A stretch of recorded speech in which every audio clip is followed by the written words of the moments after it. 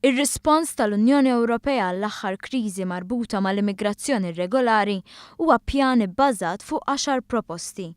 Proposti li hemm minnhom li ilna nisimgħuhom żmien, filwaqt li oħrajn jistgħu jidhru bħala iktar ġodda.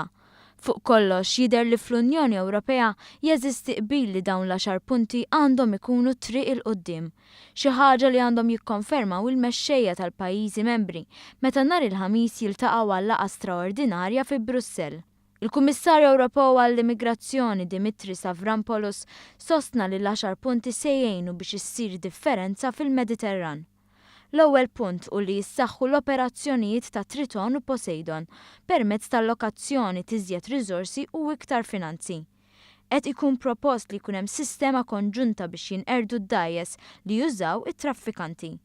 Tissemma wkoll il-ħtieġa li jiltaqgħu iżjed ta' spiss il-Europol, il-Frontex, l-EASO u l-Eurojust, aġenziji Ewropej li jaħdmu fil-qasam tal-kriminalità organizzata fil-kontrolli bejn il-frontieri u l-ażil. Punt ieħor hu l-bżonn li l-Uffiċċju ta' Appoġġ Ewropew fil-qasam tal-ażil ma jibqax biss f'Malta iżda jkollu rappreżentanza fl-Italja u l-Greċja. Il-5 puntu li l-Istati membri jkollhom rendikont ċar tal-immigranti li jiddaħlu u dan b'sistema ta' marki tas-swaba. Fil-laqgħa kien maqbul ukoll li għandu jkun hemm mekkaniżmu serju ta' rilokazzjoni f'każ ta' emerġenza. Is-7 punt il-bżonn ta' pjan Ewropew biex jiżdied il-volontarjat f'dan il-qasam.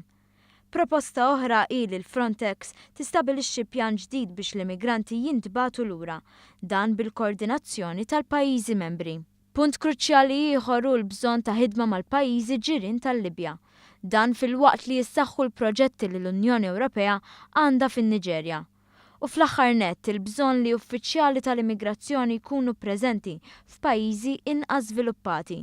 Dan biex tinġabar iżjed informazzjoni dwar minn fejn jitilqu l-immigranti, bilan li jissaħħaħ l-irwol tad-delegazzjonijiet Ewropej.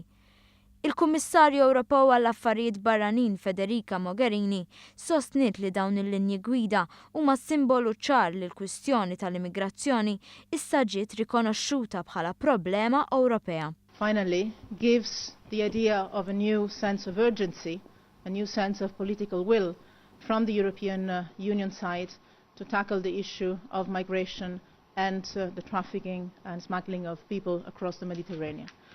I would say that today we have a new European level of awareness that this is a European issue, not of single member states,